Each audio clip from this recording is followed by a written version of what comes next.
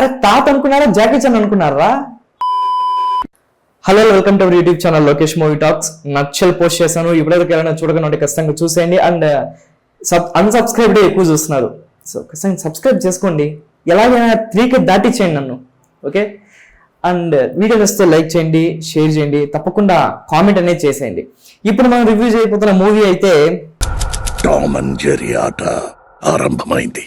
So ఈ movie story విషయానికి వస్తే, అన్యాయాన్ని తట్టుకోలేని ఒక బ్యాచ్ కమ్బ్యాక్ ఇండియన్ అనేసి ఒక ట్రెండ్ చేస్తారనమాట. ఆ ట్రెండ్ చూసిన తాతగారు వచ్చేస్తారు. ఆ తర్వాత ఏం జరిగింది అనేది ఈ మూవీ. సో ఈ మూవీ చూసిన తర్వాత కూడా నేను సేఫ్ గా ఇంటికి వచ్చానంటే అది నా అంత స్ట్రాంగ్ మైండ్. అది అసలు డెలికేట్ మైండ్ నాది. సినిమాని అయ్యా ఇది ఒక్క ఆస్పెక్ట్ అండి, ఒక్కటి కూడా బాలేదు. ఫస్ట్ నుంచి చెప్తాను చూడండి. ఫస్ట్ పార్ట్ అది లాజిక్స్, నా ఫేవరెట్ పార్ట్. ఈ మూవీలో లాజిక్స్ ఒక్కటి కూడా ఉండదు.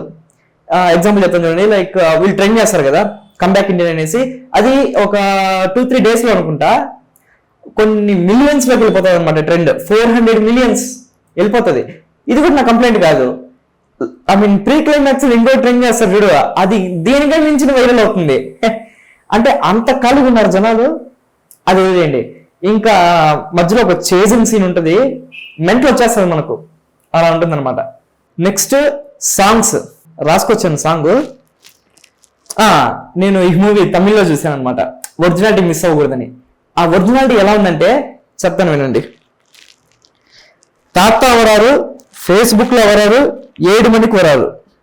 అంటే తాత వస్తున్నాడు, ఫేస్బుక్ లో వస్తున్నాడు, 7 గంటలకు వస్తున్నాడు. ఇది ఆ సాంగ్ లిరిక్. ఇది నేను కోరుకున్న ఒరిజినాలిటీ అనమాట.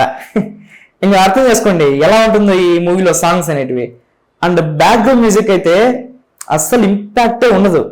ఏదో ఒక సాంగ్ అయితే బాగుంటుంది, కమ్బ్యాక్ ఇండియన్ సాంగ్ అనేసి ఉంటుంది కదా, అది మాత్రం పర్వాలేదు అంతే. బాగుంది కాదు, పర్వాలేదు అంతే. ఇంకా స్క్రీన్ ప్లే అయితే ఇష్టం వచ్చినట్టు రాసుకుంటూ పోయినారనమాట. సీన్స్ ఏవేవో వస్తుంటాయి, అవి అస్సలు అనవసరం అయినా వస్తుంటాయి అనమాట. ఇంకా సినిమాటోగ్రఫీ అయితే పర్వాలేదు, బాగానే ఉంది. ఇప్పుడు మనకి మెయిన్ పార్ట్ వర్మకళ వచ్చే యాక్షన్ సీన్స్. వర్మకళ మనకి తెలియదు అనేసి ఏది పడితే అది పెట్టేసానండి. అది రియాలిటీకి ఎంత దగ్గరగా ఉంటుందో తెలియదు, అసలు అది ఉందో లేదో కూడా తెలియదు, ఓకేనా? ఎందుకంటే మనం సెర్చ్ చేసి చూడం కదా. అది ఇంకేంటంటే ఎక్కడ పడితే అక్కడ చేయి పెట్టి పొడిచేస్తాడనమాట. సో ఫస్ట్ సారి పొడిచినప్పుడు పాట పాడుకుంటూనే ఉంటాడు అనమాట, సాంగ్స్, ఓకే. రెండోసారి పొడిచినప్పుడు గుర్రంలాగా నడుచుకుంటా పరిగెత్తా పోతా ఉంటారు గుర్రంలాగా, ఓకే. ఇంకా మూడోసారి పొడిచినప్పుడు నోట్లో నుంచి వాటర్ డ్రాప్స్ వచ్చేస్తాయి అనమాట. బాడీలో ఉండే వాటర్ డ్రాప్స్ అంతా అలా వచ్చేస్తాయి.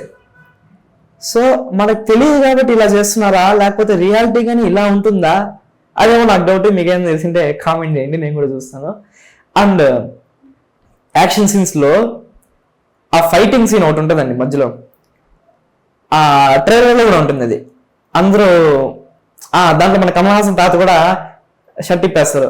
ఆ సీన్ చూసిన తర్వాత చిరాకు దుబ్బింది నాకైతే. అండ్ లారీల కింద కూడా చూపిస్తారు. అరే అసలు ఆయన తాతగారు అనుకున్నారా లేకపోతే జాకీ చాన్ అనుకున్నారా? లారీల కింద దొల్లిస్తారు, గాల్లో ఎగిరిపిస్తారు, షర్ట్లు ఇప్పిస్తారు, ఏమనుకుంటారు అసలు.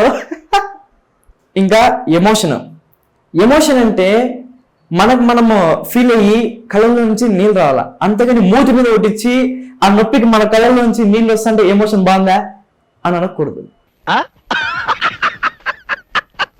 ఒక్క సీన్ ఒక్క ఎమోషన్ కూడా పండదు, ఇంకా నవ్వు వస్తుంటది. యాక్చువల్లీ నేను తమిళ్లో వెళ్ళాను కదా, అక్కడ అందరూ నవ్వుకుంటున్నారు ఆ ఎమోషన్ సీన్స్ చూసి, అంత కామెడీగా ఉంటది. ఎస్, ఒకటి కూడా బాగుండదు ఎమోషన్ కూడా. ఇంకా పర్ఫార్మెన్సెస్ విషయానికి వస్తే మన కమల్ హాసన్ గారు అయితే ట్రై చేశారు, బట్ అది అంతగా వర్కౌట్ అవ్వదు. ఎందుకంటే ఆ మేకప్ కి, అక్కడ ఇచ్చిన సీన్స్ కి, ఆ యాక్షన్ కి అస్సలు సెట్ అవ్వదు, మనకు నచ్చదు కూడా. ఇంకా సిద్ధార్థ్ గారు ఏదో పర్లేదు అనిపించారు అంతే అండి, పెద్దగా ఏం లేదండి సినిమాలో. చూడకపోవడం అనేది మీ ఇష్టం. ఇది నా రివ్యూ మాత్రమే, అంటే నా ఒపీనియన్. అసలు ఈ మూవీకి సీక్వెల్ అనేది అనౌన్స్ చేయకుండా ఉండాల్సింది, ఓకేనా? మహానటి ఈ మూవీలో ఒక డైలాగ్ ఉంటుంది, కొన్ని క్లాసిక్స్ ని టచ్ చేయకూడదు, అలాగే ఈ మూవీని కూడా అనౌన్స్ చేసి ఉండకూడదు. ఇదే తప్పుకోలేమరా అంటే పార్ట్ 3 కూడా ఉంది. ఆ గ్లిమ్స్ కూడా మనకి థియేటర్లో నేమ్స్ అయిపోయిన తర్వాత వస్తుంది, అది కూడా చూసే బయటికి రావాలి మనం. ఇంకా ఆ మూవీ ఎలా ఉంటుందో తెలియదు మనకి. ఎందుకంటే ఇప్పుడు ఓల్డ్ మూవీతో పోల్చామనుకోండి, పోల్చడం కాదు అసలు కంపేర్ కూడా చేయకూడదు అనమాట, అలా ఉంటుంది ఈ మూవీ. ఓకే, ఇంకొకసారి వెళ్ళి మనం ఆ భారతీయుడు 1 చూసి రిలాక్స్ అవుదాం, లేకపోతే ఈ క్రింజ్ని తట్టుకోలేము మనం. మీకు ఎవరైనా ఆల్రెడీ చేసింటే ఖచ్చితంగా మీకు ఎలా అనిపించిందో కామెంట్ చేయండి. ఎవరన్నా వెళ్ళాలి అనుకుంటుంటే కొంచెం ఆలోచించండి, మీకోసమే నేను చెప్తున్నాను. ఓకే, నెక్స్ట్ వీడియోలో కలుసుకుందాం, అంతవరకు బాయ్.